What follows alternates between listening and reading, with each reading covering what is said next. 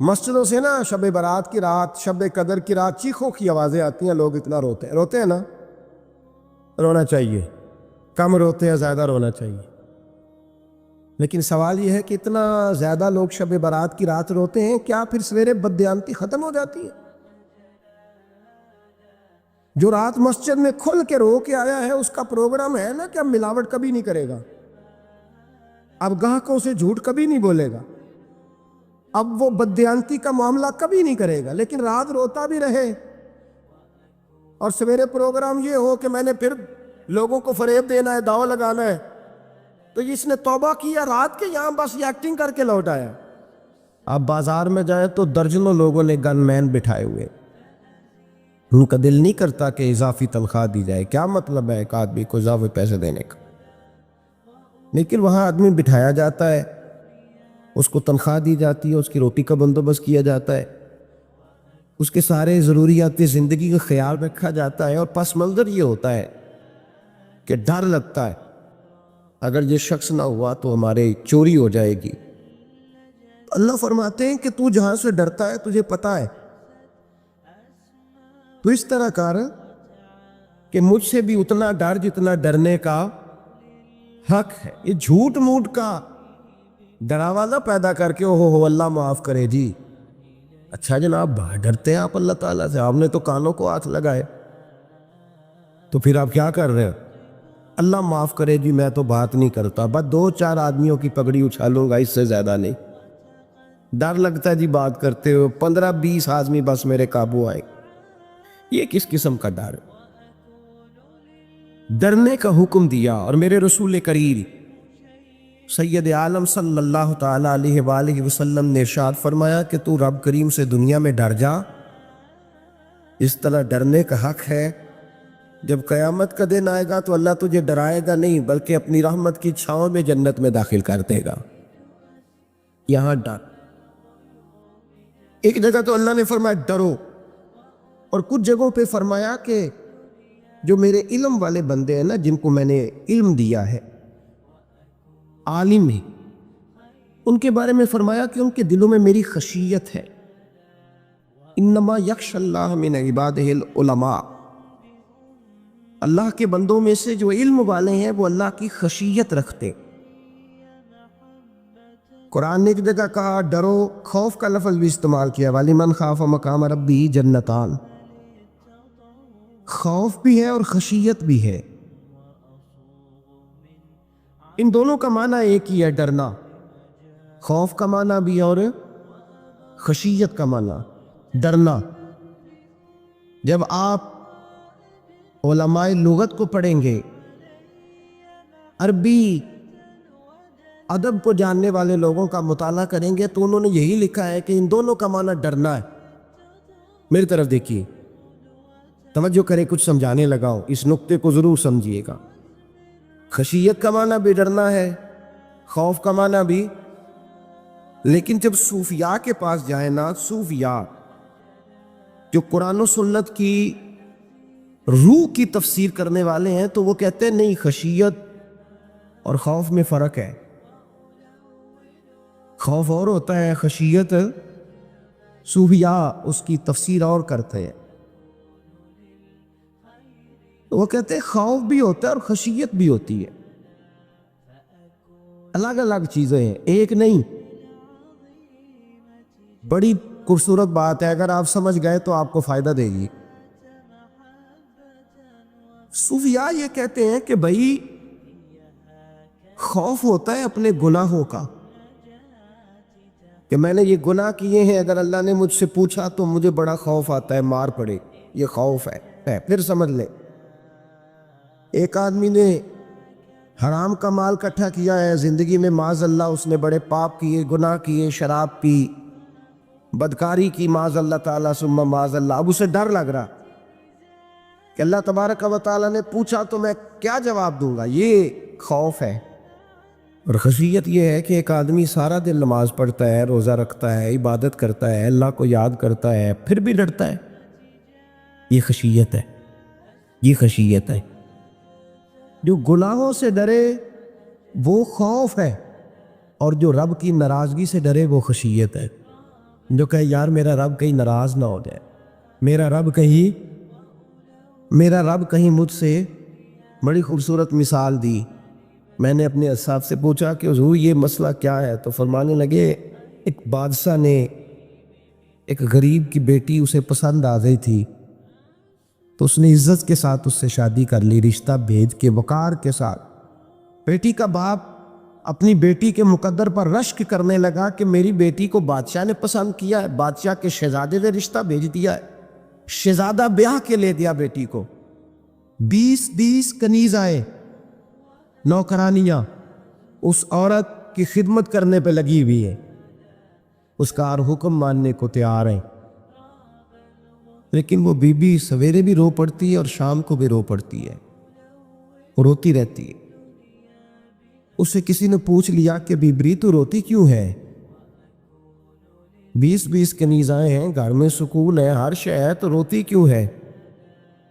تو وہ کہنے لگی اصل بات یہ ہے کہ جو کچھ مجھے ملا ہے میں اس کے قابل نہیں تھی، تو میں ڈرتی ہوں میرا سائی کہیں ناراض نہ ہو جائے، وہ ناراض نہ ہو جائے، میں قابل نہیں تھی، میری اوقات نہیں تھی۔ یہ من عالم کے من دانم، میں جو ہوں اس کا مجھے پتا تو ہے، اس نے میری حیثیت سے، میری اوقات سے، میرے ظرف سے، میری محنت سے بڑا بڑھ کے مجھے عطا کر دیا، میری چونکہ اوقات سے زیادہ دے دیا تو میں ڈرتی ہوں وہ ناراض نہ ہو جائے، کہیں میری یہ کھیل، یہ جو میں نے گھونسلہ بنایا ہے یہ کہیں میرا ٹوٹ نہ جائے۔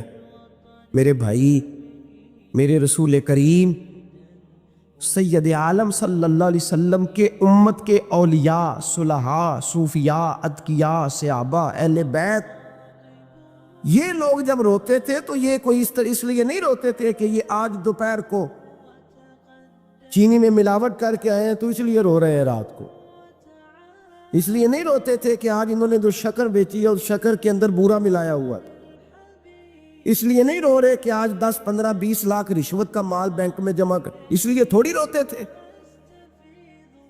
یہ تو اس لیے روتے تھے کہ اللہ تو نے بڑا کچھ عطا کیا ہے، کہیں ہم سے ناراض نہ ہو جانا، یہ تو اس کی خشیت میں رو رہے تھے۔ حضرت داؤد طائی رحمت اللہ تعالی علیہ، حضرت امام جعفر صادق جو نبی پاک صلی اللہ علیہ وسلم کے نواسے، جناب داؤد طائی کی ملاقات ہوئی تو امام جعفر صادق حضور کے نواسے عرض کرنے لگے داؤد طائی یار میری بخشش کی دعا کرنا، رب مجھے معاف کر دے۔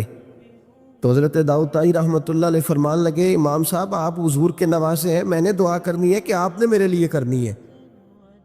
تو حضرت امام جعفر صادق رو پڑے، کہنے لگے یار تو نہیں کرنی ہے، اور اسی لیے تو تجھ سے دعا کرا رہا ہوں کہ کہیں ایسا نہ ہو نانا مصطفیٰ کی بارگاہ میں جاؤں تو وہ مجھے کہیں کہ میں کس طرح کا تھا تو کس طرح کا بن کے آیا ہے، یہی تو دعا کرانی ہے کہ میرے لیے دعا کر۔ جو جتنا بڑا ہوتا تھا نا اتنی زیادہ خشیت ہوتی، اور گناہگار کے تو اللہ تبارک و تعالیٰ بعضوں کا سزا دیتا ہے، آنسو شلب ہو جاتے، اس کو تو اپنے گناہوں پہ رونا ہی نہیں آتا، وہ تو روتا ہے بچہ نہ ہو تب روتا ہے، وہ تو روتا ہے پیسے نہ ہو تب روتا ہے، وہ تو اس وقت روتا ہے جب اس کا مال چلا جائے، اس کو تو بعضوں کا گناہگار کو تو بعضوں کا سزا ملتی، اللہ فرماتے تو دنیا کے لیے روئے گا میرے لیے نہیں رو سکتا۔ اور جو رب کریم کے بندے ہوتے ہیں انہیں اللہ کہتا ہے تو دنیا سے بے نیاز ہے، تیری آنکھ سے آنسو جب بھی ٹپکے یا میرے لیے ٹپکنا چاہیے یا محمد مصطفیٰ کے لیے ٹپکنا چاہیے۔ آپ اگر اس بات کو تھوڑا سا غور کے ساتھ سمجھے تو تمام اولیاء صلحاء کیا یہ رو رہے، تڑپ رہے، کیا اس کی وجہ تھی؟ نمازیں کم رہ گئی تھی، روزوں میں کمی تھی، فرائض ادا نہیں کرتے تھے کہ رویا کرتے تھے؟ کیوں روتے تھے؟ حضرت سیدنا عمر فاروق رضی اللہ تعالیٰ عنہ کے بارے میں صحابہ کہتے جناب عمر فاروق جب نماز پڑھاتے اتنا رویا کرتے تھے کہ 7ویں صف تک ان کے رونے کی آواز جایا کرتی، 7ویں صف تک ان کے رونے کی آواز جاتی۔ ہم لوگ بن کے بیٹھ گئے ہیں، ہم لوگ بن کے بیٹھ گئے، ہم یہ سمجھتے نہیں کہ ہماری حیثیت کیا تھی اور رب کریم نے ہمیں نوازا کیا ہے۔ آپ پڑھیے کتابیں، میرے رسول پاک صلی اللہ علیہ وسلم فرماتے ہیں میرا عمر جس گلی سے گزرے شیطان رستہ بدل جاتا ہے۔ نبی پاک فرماتے ہیں میرا عمر جب تک دنیا میں رہے گا دوزخ کو تالا لگا رہے گا۔ اس صاحب اسد الغابہ نے لکھا ہے نبی پاک صلی اللہ علیہ وسلم نے حضرت جبریل امین کو بلایا، فرمایا چل میرے عمر کی شان بیان کر۔ تو حضرت جبریل امین علیہ السلام عرض کرنے لگے یا رسول اللہ صلی اللہ علیہ وسلم 950 سال اگر اللہ مجھے عمر دے، 950 سال رب عمر دے اور پھر بھی میں عمر فاروق کے فضائل بیان کروں تو میں نہیں کر سکتا، عمر کی شان میں نہیں بیان کر سکتا، 950 سال بھی اگر میری عمر ہو۔ نبی پاک نے فرمایا پھر میرے ابو بکر کے بارے میں؟ عرض کی یا رسول اللہ ابو بکر کی تو بات اس سے بہت آگے کی ہے نا، وہ نبی پاک کتنی عظمت بیان کر رہے ہیں، کس قدر زیادہ رسول کریم صلی اللہ تعالیٰ علیہ وآلہ وسلم ان کی عظمت بیان کرتے ہیں۔ حضرت عمر کیا کہتے ہیں، وہ لوگوں کو بتاتے پھرتے ہیں کہ تم نے دیکھا ہے نا میری کتنی عظمت ہے، وہ یہ نہیں کہتے۔ حضور فرماتے ہیں عمر کی بڑی شان بڑی شان بڑی شان، اور عمر کے پاس جب بھی کو جاتا ہے کہتے ہیں عمر آپ کا کیا مقام ہے، تو عمر فرماتے ہیں میں تو اونٹ چرانے والے کا بیٹا ہوں، میں تو اونٹ چرانے والے کا بیٹا ہوں، میں تو اونٹ چرایا کرتا تھا، میں تو 10 اونٹ نہیں سنبھال سکتا۔ حضرت فاروق اعظم رضی اللہ تعالیٰ عنہ سے کو پوچھتے جناب عمر آپ کا کیا حال ہے، تو آپ فرماتے یہ تو میرے مقدر ہے کہ میری بہن نے قرآن سنایا تو میں در رسول تک پہنچ گیا، ورنہ مجھے پوچھنے والا کوئی نہ ہوتا۔ کبھی جناب علی المرتضیٰ کا بازو پکڑ کے کہتے ہیں علی تو نہ ہوتا تو عمر ہلاک ہو جاتا۔ بھائی حضور شانیں بیان کرتے ہیں، نبی پاک کہتے ہیں میرے ابو بکر نے احسانات کیے، بڑے احسانات کیے، میں نے سب کا بدلہ چکا دیا، ابو بکر کا نہیں چکایا، اللہ کی بارگاہ میں عرض کروں گا یا اللہ تو ہی اسے بدلے دے۔ اور جناب ابو بکر صدیق سے کوئی پوچھتا ہے ابو بکر آپ کا کیا حال ہے، تو ابو بکر صدیق فرماتے ہیں مجھ سے میرے اندر کا عالم نہ پوچھو، اگر قیامت کے دن اعلان ہوا نا کہ سارے لوگ بخشے گئے ایک باقی بچا ہے تو مجھے ڈر لگتا ہے کہ ابو بکر ہی بچ جائے گا جو نہیں بخشا جائے گا، مجھے ڈر آتا ہے۔ او بھائی بن کے بیٹھ گئے لوگوں کو پوچھ کر کے دیکھے، کہتے ہیں کیا پاپ کیا ہے، کیا ہو گیا ہے، خشیت سے کانپتی ہوئی روحیں، تڑپتے ہوئے میرے رسول پاک کے غلام، اولیاء اللہ صوفیاء کرام کے رونگٹے کھڑے ہیں رب کریم کے خوف سے، جو جتنا مالک کو جانتا ہے اتنا کانپ رہا ہے، اتنا ڈر رہا ہے، جس کی آنکھوں سے آنسو خشک ہے، مطلب یہ ہے یہ رب کو جانتا ہی نہیں، اسے کیا خبر اس کا جلال کتنا ہے، اسے کیا خبر اس کا عذاب کتنا ہے، تو کیا جانے، ان بطش ربک لشدید، جب وہ پکڑتا ہے تو بڑا سخت پکڑتا ہے۔ حضرت عثمان غنی کو 3 دفعہ میرے نبی پاک نے فرمایا جنتی ہے، جنتی ہے، العثمان فی الجنہ، العثمان فی الجنہ، العثمان فی الجنہ، 3 دفعہ حضور نے جنت کی بشارت دی۔ میرے مصطفیٰ کریم نے فرمایا میرا عثمان گلی سے گزرے تو فرشتے بھی اس کی حیا کرتے ہیں۔ جناب عثمان غنی جن کو میرے نبی نے 2 بیٹیاں دے کے کہا عثمان میری 100 بیٹی بھی ہوتی، ایک کے بعد دوسری انتقال کرتی جاتی تو میں ساری تیرے نکاح میں دینے کا، وہی حضرت عثمان غنی قبر پہ کھڑے ہیں حضور کے وصال کے بعد، ایک قبر پہ کھڑے، آنکھوں سے آنسو جاری ہے، داڑھی ساری آنسوؤں سے بھر گئی ہے، روتے ہی جاتے ہیں، روتے ہی جاتے ہیں۔ غلام کہتا عثمان یار رونا ہمیں چاہیے، رونا ہمیں چاہیے، جن کو کوئی بشارت نہیں اور آپ کو تو 3 دن بشارتیں، روتے کیوں ہو؟ جناب عثمان غنی فرمانے لگے جس مصطفیٰ نے مجھے جنت کی بشارت دی اسی رسول نے فرمایا تھا قبر آخرت کی منزلوں میں سے پہلی منزل ہے، آخرت کی منزلوں میں سے پہلی منزل۔ سوچتا ہوں اگر رب کریم نے عثمان سے حساب پوچھ لیا حساب کیسے دینا ہے، میرے مصطفیٰ کریم نے، یہ تو بات ہے نا جناب عمر کی، یہ تو بات ہے حضرت عمر کی، حضرت ابو بکر کی، جناب عثمان غنی کی، اور جس شیر خدا کے بارے میں نبی پاک نے فرمایا علی منی وانا بن علی، فرمایا علی اور میں 2 نہیں، میں علی ہوں اور علی میں ہے، جن کو فرمایا من کنت مولا ہوں فہذا علی مولا، اس کا میں مولا اس کا علی بھی، اس کا علی بھی، جس مولا علی شیر خدا کو یہ درجہ دیا ولی المرتضیٰ اٹھے ہیں، نماز کا وضو کیا ہے، مصلی کی جانب جانے لگے تو جناب علی کا وضو تھر تھر کانپنے لگا، صبح برسنے لگے۔ حضرت سیدنا امام حسن آگے بڑھے، ابا جی کیا ہوا؟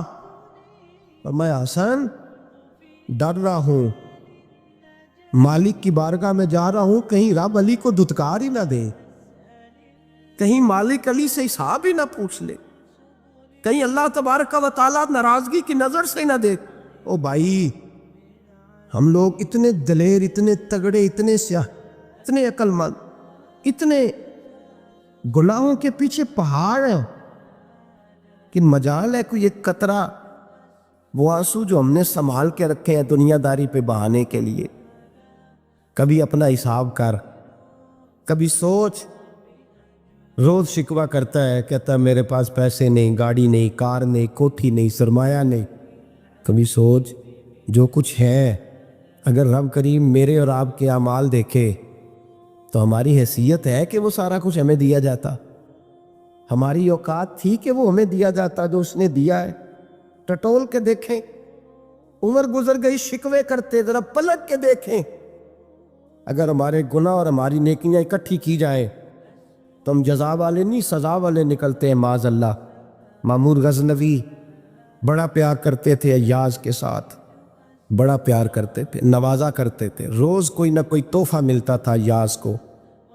کچھ حسد کرنے والوں نے کہا محمود تو اسے تحفے دیتا ہے اور یہ جنگل میں اسلحہ اکٹھا کر رہا ہے کہ تیرے خلاف علیحدہ سے فوج تیار کر رہا ہے، کچھ وقت آئے گا یہ تجھے چھوڑ کے علیحدہ سے بادشاہی کا دعویٰ کر دے۔ ماموں غزنوی کہنے لگے یہ کس طرح کی بات؟ کہا تمہیں پتہ ہے کہ ایاز عصر سے لے کر عشاء تک کہاں رہتا ہے؟ محمود کہنے لگے یار واقعی میں نے کبھی پوچھا تو نہیں۔ شک کا بیج بو دیا، شک کا بیج بو دیا۔ مامور غزنوی کہنے لگے اچھا آج میں پیچھا کروں گا، تفتیش کروں گا، تحقیق کروں گا کہاں جاتا ہے، تحقیق کروں گا۔ مامور غزنوی نکلے پیچھا کرنے۔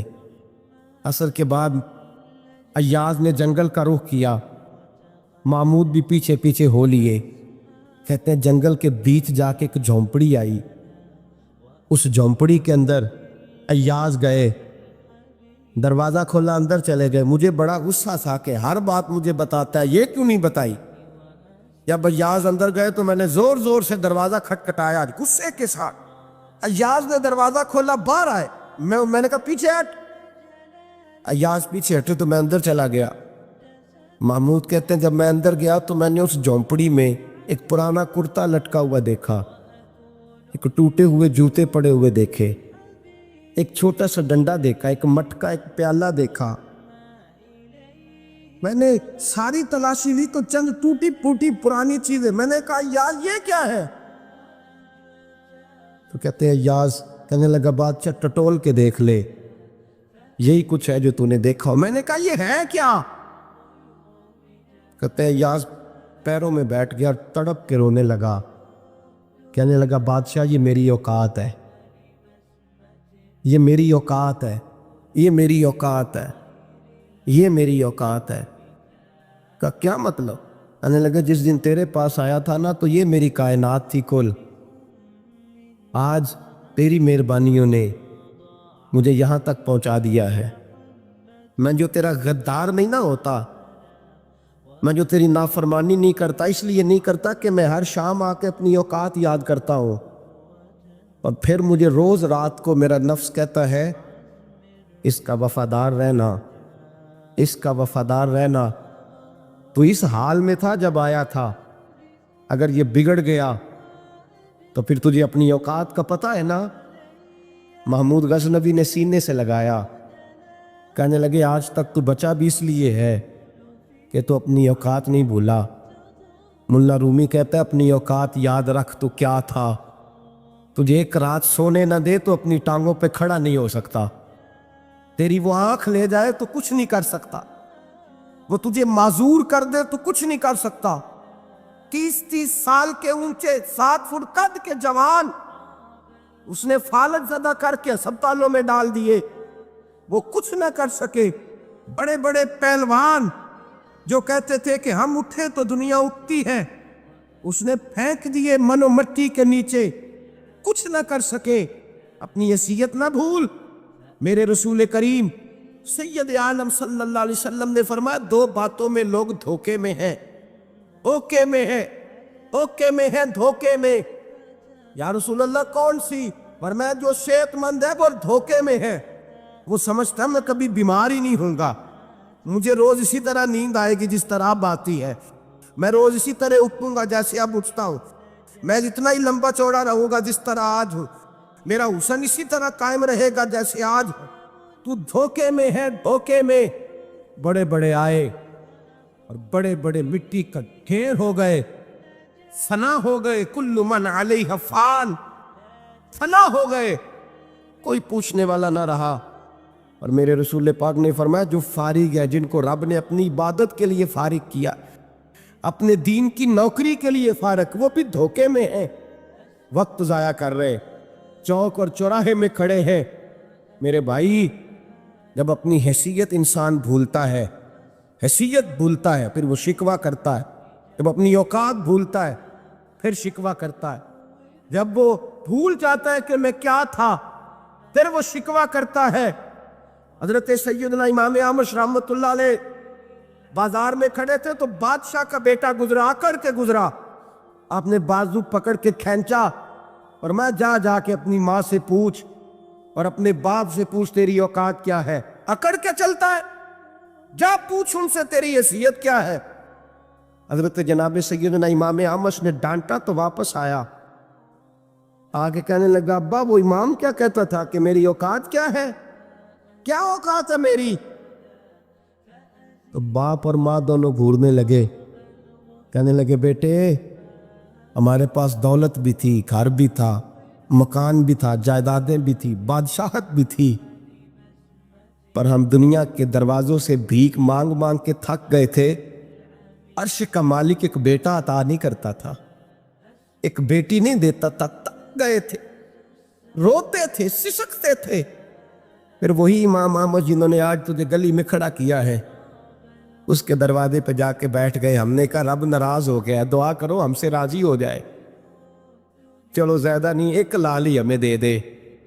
کہ امام احمد دعائیں کیا کرتے تھے تو تب اللہ پاک نے تو ہمیں عطا کیا تھا تیری۔ او بھائی، یہ جو ایمان ہوتا ہے یہ بندے کو طاقتور کرتا ہے، بندہ مضبوط ہو جاتا ہے۔ مجھے بتائیے نا، جب ایمان پکا ہو کہ روزی دینے والا اللہ ہے تو پھر بندہ کسی مالدار آدمی کے پیچھے کبھی بھاگتا ہے، کبھی کسی بڑے آدمی سے ڈرتا ہے؟ جب اسے پتہ ہو کہ عزت اور ذلت اللہ کے دستے قدرت میں، پھر وہ سیاستیں، سازشیں یہ کام کرتا ہے۔ تو پہلے تو مضبوطی ایمان درکار ہے ہمارے بچوں کے اندر، ہمارے مزاجوں کے اندر۔ جب تک وہ مضبوطی ایمان، حضرت مولا علی شیر خدا کرم اللہ تعالیٰ وجہ ان کریم ایک دفعہ بڑے علین ہو گئے، کمزوری آ جاتی ہے، بندہ بیمار ہو جاتا ہے۔ تو ہمارے ہاں بیمار لوگ بعض اوقات ایسا جملہ بولتے ہیں جو کفر کے زمرے میں چلا جاتا ہے۔ آپ پریشان ضرور ہیں، تکلیف میں ضرور ہیں، لیکن آپ بات وہی کریں گے جو شریعت اجازت دیتی۔ حضرت علی شیر خدا شدید علیل تھے، ایک صحابی تیمارداری کرنے گئے تو حضرت مولا علی کا چہرہ دیکھ کے پریشان ہو گئے، کہنے لگے آپ تو بڑے سخت علیل ہیں، اللہ خیر کرے، اللہ تعالیٰ آپ کو صحت دے۔ تو حضرت علی کہنے لگے تو فکر نہ کر، مجھے اس بیماری سے کچھ بھی نہیں ہوگا۔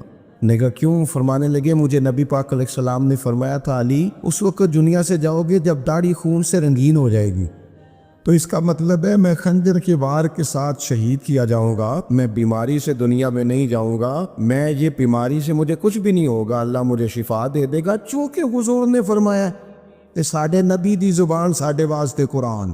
تو سب سے پہلے تو اپنے ایمان کے اندر، توکل کے اندر مضبوطی پیدا کریں۔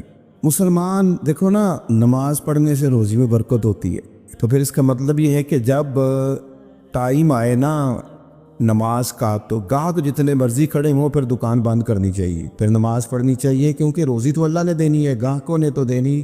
تو سب سے پہلے ضروری ہے مضبوطی ایمان، توکل، اللہ کی ذات پر بھروسہ۔ آپ کبھی میدان کربلا کا پورا نقشہ اپنے سامنے رکھیں نا، دو چیزیں ہیں، امام حسین کو نظر آ رہا ہے اب شہادت ہو جائے گی، اتنی بڑی فوج آئی ہے، خدا کی حکمت کے تقاضے سمجھ میں آ رہے ہیں، حالات کیا ہوں گے سمجھ آ رہے، پر ایک لمحے کے لیے بھی ان کا توکل کمزور نہیں ہوا۔ اپنے رب پر جو مضبوط بھروسہ ہے، سیدہ طیبہ طاہرہ حضرت فاطمہ الزہرا رضی اللہ تعالیٰ عنہ اونٹ کے بالوں کی بنی ہوئی چادر اوڑھ کر چکی پیس رہی تھی. یا ابھی بھی یہ بڑا روتی ہے، غریبی بڑی ہے، بڑی غریب بھی ہے. حالانکہ اب کون بندہ پیوند والے کپڑے پہنتا ہے جی؟ اب تو بڑی مشکل سے وہ لوگ ملتے ہیں جو جوتا ٹوٹ جائے تو گانٹھ کے پہنے، ورنہ تو نئے جوتے آ جاتے ہیں. حضرت سیدہ پاک اونٹ کے بالوں کی بنی ہوئی چادر اوڑھ کے چکی پیس رہی تھی.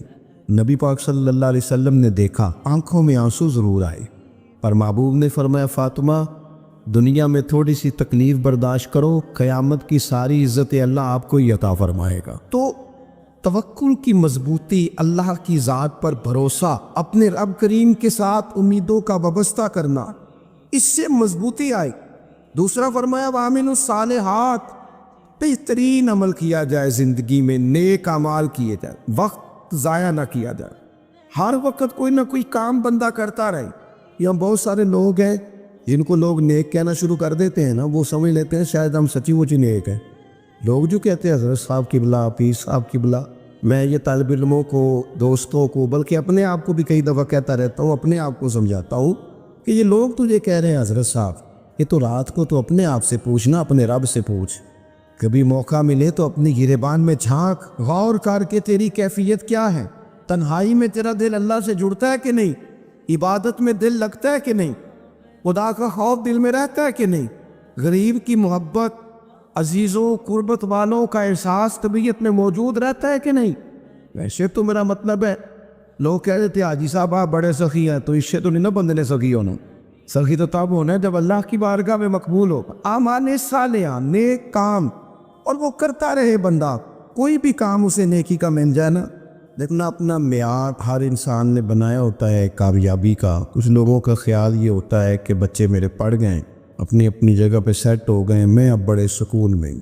کچھ کی رائے یہ ہوتی ہے کہ میں نے سب بچے بچیوں کا بیاہ کر دیا ہے، گھر میرا بن گیا ہے، اب میں بڑے آرام میں ہوں، قرار میں ہوں، سکون میں ہوں. تو اپنی اپنی رائے ہوتی ہے، لیکن حقیقت وہ ہے، اصل وہ ہے جسے اللہ کے قرآن نے بیان کیا. اللہ کریم نے فرمایا والعصر، اے محبوب علیہ السلام ہمیں آپ کے زمانہ مبارکہ کی قسم ہو، ان الانسان لفی خسر، فرمایا بے شک انسان خسارے میں، نقصان میں. اپنے تئیں کوئی دعویٰ کر لیتا ہے. آپ دیکھتے ہیں کہ بہت سارے لوگوں کے دعوے اپنے اپنے ہوتے ہیں نا. کسی بھی طالب علم سے آپ پوچھیں پیپر دے کے آئے تو پیپر کیسا ہوا ہے، تو کیا کہتا ہے؟ جب کینڈیڈیٹ الیکشن لڑتے ہیں تو رات کو جب وہ سوتے ہیں تو سارے جیت کے ہی سوتے ہیں. ان کو سب یہی کہتے ہیں کہ لوگ سارے تیرے ساتھ ہی ہیں. حالات یہ جتنے بادشاہ حکمران ہوتے ہیں، ان کے بگڑنے کی بنیادی وجہ ہوتی ہے کہ یہ خوش فہمیوں میں مبتلا ہوتے ہیں. ہم میں سے بھی ڈھیر سارے لوگ ہیں جو خوش فہمیوں میں مبتلا ہیں. کچھ کہتے ہیں جناب ہماری نسبت بڑی تگڑی ہے. بھئی نسبت تو امام حسین سے تگڑی تو کسی کی نہیں نا. تو ساری رات نماز پڑھتے تھے، روزے رکھتے تھے، اللہ کو یاد کرتے تھے. آپ خالی نسبت پر بیٹھ کر عمل چھوڑ جائیں تو یہ کیسے ممکن ہے؟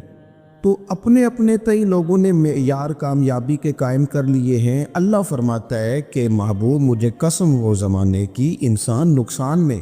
یہ دن بدن جو وقت گزار رہا ہے تو اس کا نقصان، اس کا خسارہ، اس کا گھاٹا بڑھتا جا رہا ہے. روز نقصان.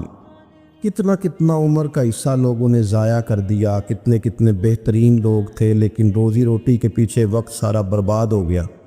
یہ رزق حلال کے لیے دوڑ دھوپ ہو وہ تو بڑی بات، لیکن تکبر کے لیے اور خواہشات، بیجا خواہشات کی تکمیل کے لیے، ایک دوسرے سے آگے بڑھنے کے لیے بڑا وقت ضائع کیا لوگوں.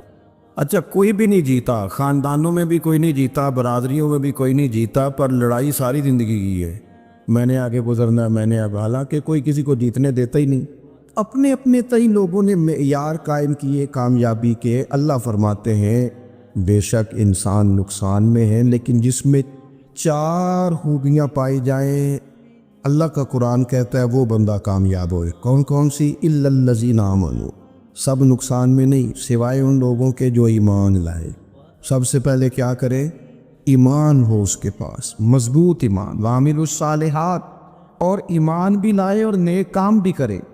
اور صرف نیک کام نہ کرے، وتواصوا بالحق، لوگوں کو حق بات کی نصیحت بھی کرے، اور ظاہر ہے سچ بولے گا، حق بولے گا تو بڑے لوگوں کے مفادات کو ٹھیس پہنچے گی، کچھ لوگوں کو تکلیف بھی ہوگی، تو اب جب تکلیف ہوگی تو پھر مصیبت بھی آئے گی۔ تو اگر حق بات کہنی ہے تو پھر کیا کرے؟ وَتَوَاصَوْا بِالصَّبْرِ، اور ایک دوسرے کو صبر کی بھی وصیت کرے۔ 4 چیزیں پائی جائیں: ایمان، اعمال صالحہ، حق کی نصیحت، اس رستے میں آنے والی تکلیف پر صبر۔ اگر یہ 4 چیزیں میسر آتی ہیں تو اللہ کا قرآن کہتا ہے بندہ کامیاب ہے، اور اگر یہ 4 چیزیں نہیں تو پھر کوئی بندہ جتنا مرضی دعویٰ کرے، جتنا مرضی شور کرے، جتنا مرضی اعلان کرے، وہ کامیاب ہو سکتا۔ سب سے پہلے تو اپنا ایمان پکا کرے۔ یہ جو کچی پکی باتیں کرتے ہیں نا لوگ، مسلمان جو ہوتا ہے نا، مسلمان وہ لاوارث نہیں ہوتا، وہ وارث والا ہوتا ہے۔ اس کا رب ہر وقت اپنی رحمت سے اس کی حفاظت کرتا ہے۔ مسلمان ہر وقت نبی پاک علیہ السلام کی نگاہ کرم میں رہتا ہے۔ اسے کمزور باتیں نہیں کرنی چاہیے کہ میرے کو پیچھے چڑھ گیا تو پتہ نہیں کیا ہو جائے گا، برادری مخالف ہو گئی تو پتہ نہیں کیا ہو جائے گا، سچ بول دوں گا تو لوگ پتہ نہیں مجھے مار دیں گے۔ ایسا ہو نہیں سکتا۔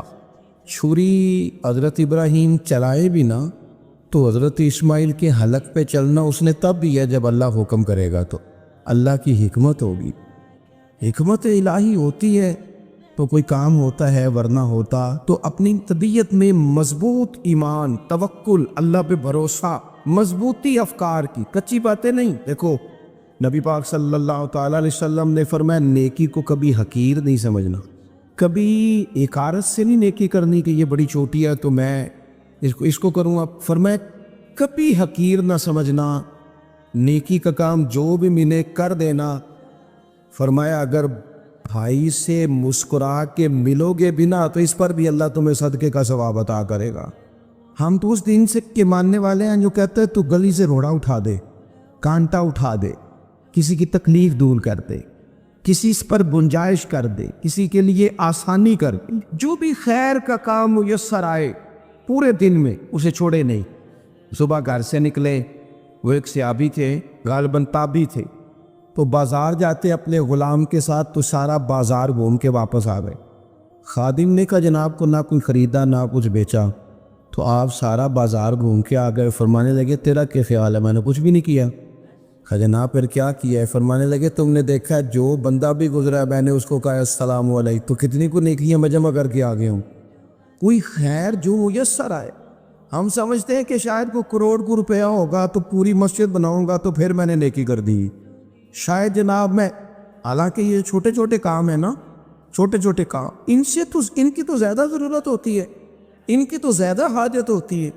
کوئی آپ رستے میں گزر رہے ہیں تو نیچے کوئی کھڈا بنا ہوا ہے تو اس پر ہم کیا کرتے ہیں؟ گاڑی میں بیٹھ کے تبصرہ کرتے ہیں اے روڈ کھورے کا تو بننا ہے بھئی، یہ کھڈا ہے نا تو آپ نیچے اترے نا، تو آپ دھاوڑا لے نا، کئی پکڑے نا، یہ تو 5 منٹ کا کام ہے، یہاں آسانی کر دے نا، آپ اس میں گنجائش کر دیں۔ حضور سید عالم علیہ السلام نے فرمایا، امام راضی نے حدیث لکھی ہے، قیامت کے دن ایک بندے کو اللہ معاف کرے گا تو مالک وہ بندہ عرض کرے گا یا اللہ میں تو بڑا گنہگار ہوں، کس وجہ سے معافی ہوئی؟ فرمایا رات کے وقت تو گزر رہا تھا، تیرے پیر سے روڑا ٹکرایا تھا، تو نے اٹھایا ادھر ادھر دیکھ کے کہ کوئی اللہ کی کسی بندے کو تکلیف نہ ہو جائے۔ کہ مالک کو وہ تو میں نے زمانہ بیت گیا، کوئی اتنی بڑی بات بھی نہیں سمجھی۔ تو رب کریم نے فرمایا تو رات کے اندھیروں میں بھی میرے بندوں کا خیال رکھتا تھا تو میں تیرا خیال نہ کروں؟ کوئی عمل ہمارے ہاں لوگ کوئی کام نہیں کرتے، بالکل نہیں، کوئی کام نہیں، نہ بڑے نہ چھوٹے نہ سمجھدار نہ ان پڑھ، کچھ بھی نہیں۔ نشستن گفتن برخاستن، بیٹھو راج کے گپے مارو، تبصرے کرو فلانا کچھ نہیں کر رہا، فلانا کچھ نہیں کر رہا، اس کے بعد اٹھ کے چلے جاؤ کہ کچھ کرے۔ وعامل الصالحات، نیکیاں جمع کرے زندگی میں، خزانہ بنائے، خزانہ، اپنی ڈیوٹیاں اپنی ذمہ داریاں پوری کرے، ہر وقت کام، ہر وقت ذمہ داری، ہر وقت ڈیوٹی۔